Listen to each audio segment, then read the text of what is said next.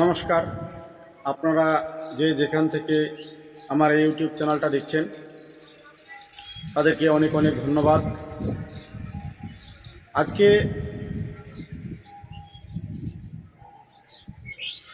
খুব ভালো একটি মন্ত্র দেব আপনাদের কাছে। এটা মনে করেন দান স্বরূপ ধরেন। যাদের বাড়িতে প্রচ্ছতি লাগানি করে থাকে, এটাকে মানে প্রচ্ছতি করে দেয় কিংবা লাগান করে দেয়, কোনো অন্য সাইড দিয়ে খারাপই করে, সেই জন্যে আজকে এই মন্ত্রটা দেব যেন না করতে পারে। এই মন্ত্রটা কাজটা ক্রিয়াটা করে দিলে সেই জিনিসটি করতে পারবে না, আর করলেও হবে না। ঠিক আছে? তো সেটার জন্য নিয়মটা সহ আমি অবশ্যই বলে দেব। এটাতে এবার কী হিসাবে কী করতে হবে এটা আমি আপনাদেরকে বলছি। আগে মন্ত্রটা বলি। উত্তর হইতে আসিল মশান, বাড়ি থেকে ধাই, কাল কালিয়া মশান বৈকুণ্ঠে পালায়। উড়িয়া মশান ঘুরে চর্ব চালি, আজ হইতে পালা মশান বৈকুণ্ঠের আলি। ঘর ছাড় বাড়ি ছাড়, ছাড় তোর আসন, এই আসন ছাড়িয়া গ্রহণ কর বৈকুণ্ঠে আসন।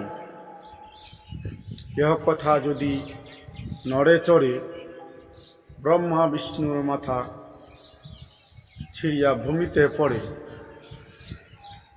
দোহাই বিষ্ণুর দোহাই, দোহাই বিষ্ণুর দোহাই, দোহাই বিষ্ণুর দোহাই। এটা হলো মন্ত্র। এবার আমি বলছি, যদি প্রচ্ছতি হয়,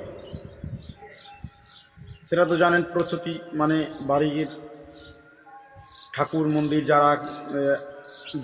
যাদের আছে, আমাদের হিন্দু ধর্মে যে ঠাকুর মন্দির আছে, প্রচ্ছতি থাকলে সেই দেবদেবী কিংবা দেবতারা বাস করতে পারে না। ঠিক আছে? এই জন্য এটাকে প্রচ্ছতি বলে। এটার জন্য কি করতে হবে? এক বর্ণী মানে এক রঙা গাই, ওর গোবর এবং যে কোনো গরুর, গাই গরু থেকে একটু দুধ একসাথে মিশ্রিত করে ওটাকে পুরো বাড়িটাতে এই মন্ত্রটা দিতে হবে। 7 বার পাঠ করে 7টা ফু দিতে হবে। আর ওতে লাগবে ওই দুধ আর গোবরের সাথে একসাথে মিশ্রিত করে যেটা করবেন, হ্যাঁ, ওই জলটা সাথে দিতে হবে দুব্বা ঘাস, 5টি দুব্বা ঘাস। ঠিক আছে? 5খানা দুব্বা ঘাস কেটে নিয়ে আসেন কিংবা টুকে নিয়ে আসেন, চলবে। ওইটা পুরো বাড়িটাতে ওই দুব্বা ঘাসটা দিয়ে ছিটাতে হবে। ছিটিয়ে দিলে এটা নষ্ট হয়ে যাবে। ঠিক আছে? আর যাদের বাড়িতে লাগানি করা থাকে তাদের বাড়িতে ওই দুধ গোবর সেম ওগুলোই লাগবে। ওটাতে দুব্বা ঘাসটা শুধু লাগবে না, ওটাতে লাগবে আম পাতা। ঠিক আছে? আম পাতা লাগবে। আম পাতা 5টি পাতা থাকতে হবে। আম পাতা মধ্যে দিয়ে ওই আম পাতা দিয়ে পুরো বাড়িটাতে ছিটাতে হবে। আর লাস্ট যখন যেটুকু বাঁচবে বাড়ির দরজার সামনে ওটাকে পুঁতে ফেলতে হবে। ঠিক আছে? এটা হলো লাগানির জন্য। যে লাগানি বাড়িতে লাগান টাগান করে কোনো কিছু বদমাশি করে, তাহলে এটা করতে হবে। ওই জলটা সহ আম পাতাটা সহ বাড়ির দরজার বাইরে যে দরজা আছে, গেট আছে, দরজা গেটের সামনে পুঁতে দিতে হবে।